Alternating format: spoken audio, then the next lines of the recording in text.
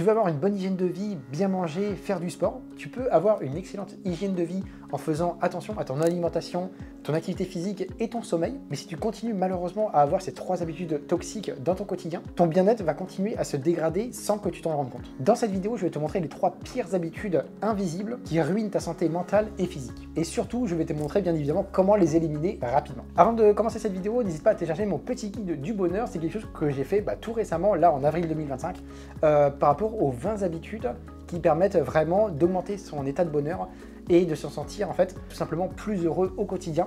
Et donc je te mets ça, c'est le premier lien dans la bio en description. Petite introduction rapide avant de commencer la vidéo et te montrer à quel point c'est important de faire attention à ces 3 habitudes-là. En fait, le problème là aujourd'hui, ce n'est pas tant le manque de conseils bien-être, c'est qu'on adopte parfois des réflexes et des habitudes vraiment néfastes et toxiques sans réellement s'en rendre compte. L'objectif ici de la vidéo, ça va être de mettre le focus sur les petites choses un peu invisibles, un peu anodines, mais ce genre de choses qui créent en fait des dégâts sur le long terme.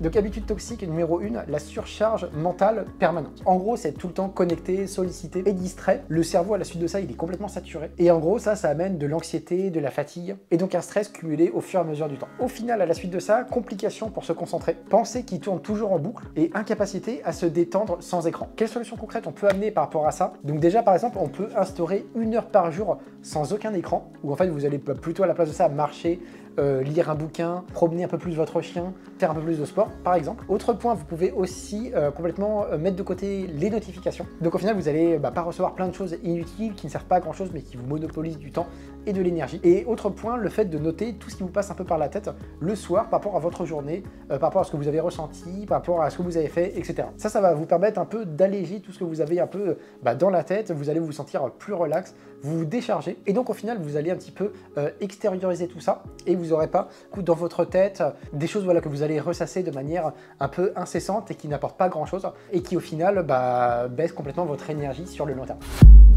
Habitude numéro 2, l'auto-sabotage par la comparaison. En fait, le truc de ça, c'est que les réseaux sociaux, à l'heure actuelle, là, dans la décennie dans laquelle on est, ils nous donnent l'impression que tout le monde a une vie parfaite, à part nous. Au final, ça a pas mal de conséquences, donc par exemple, la perte d'estime de soi, une certaine frustration et un sentiment d'échec qui est constant. Là, au final, les réseaux sociaux, à l'heure actuelle, sont vraiment implantés.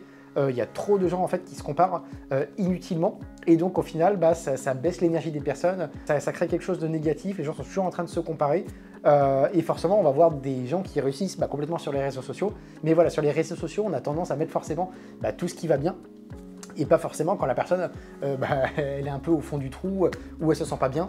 Ça effectivement, cette phase-là, elle va pas forcément la mettre sur les réseaux sociaux parce que voilà, ça apporte pas forcément grand-chose et elle a pas forcément envie d'avoir du négatif sur son fil d'actualité. Et de créer ça ou de se mettre dans une énergie un peu négative et de partager ça aux gens. Donc d'un point de vue extérieur, on a l'impression que tout est positif, tout est rose, tout est parfait. Mais au final, dans la vie réelle des gens, c'est pas le cas. Et donc au final, il faut avoir la présence d'esprit de se dire ça et qu'au final, voilà, on montre qu'une facette de la réalité. Mais donc il faut faire attention à ce genre de comparaison parce que voilà, on a tendance après à se dévaloriser, perdre de l'estime de soi, enfin en tout cas voilà les points que j'ai dit tout au début de ça. Donc comme solution à ça, vous pouvez limiter l'usage des réseaux sociaux en termes de temps. Vous pouvez utiliser un outil pour limiter le temps que vous consacrez aux réseaux sociaux, donc ça c'est déjà le premier point. Vous pouvez faire un espèce d'audit sur ce que vous suivez, sur les gens que vous regardez, ce qui apparaît souvent dans votre fil d'actualité, etc. Et à la suite de ça, si telle personne vous fait souvent sentir mal, frustré, etc., n'hésitez pas au final à supprimer complètement cette personne de vos amis, de vos connaissances ou je ne sais quoi. Au final, c'est un truc que j'ai souvent fait, moi, d'une manière générale. Donc, par exemple, le fait de supprimer des gens qui me rappelaient, par exemple, un moment négatif, une période dans laquelle j'étais où c'était un peu négatif, ou quelqu'un, tout simplement, qui m'apportait rien de bon et au final, où en fait, on était juste en amis parce que ça s'est fait comme ça, mais au final, on n'avait pas du tout d'affinité, quoi. Donc ça m'est arrivé de le faire. C'est important, voilà, des fois, de faire un peu un audit par rapport à ça et d'avoir uniquement les gens que vous aimez bien, avec qui vous avez des contacts proches ou ce genre de choses. Et dernier point, remplacez le temps que vous utilisez par rapport à ça dans une activité plus nourrissante et plus intéressante. Donc par exemple le fait de lire, de faire du sport, etc.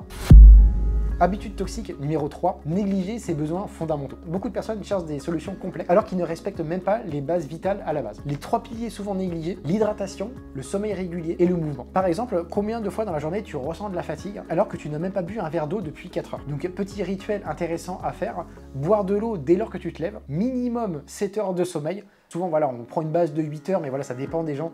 Mais en tout cas, voilà, dors au moins suffisamment. Fais attention à ton alimentation à base de peu de produits très transformés et plutôt des aliments bruts avec, si possible, du bio ou des meilleurs aliments, mais d'une manière générale, en tout cas, des aliments bruts. Et systématiquement, un peu de mouvement, si possible, chaque heure, voilà, pour se réactiver un peu et ne pas rester trop figé trop longtemps et éviter du coup un peu de somnolence ou un état un petit peu trop paresseux.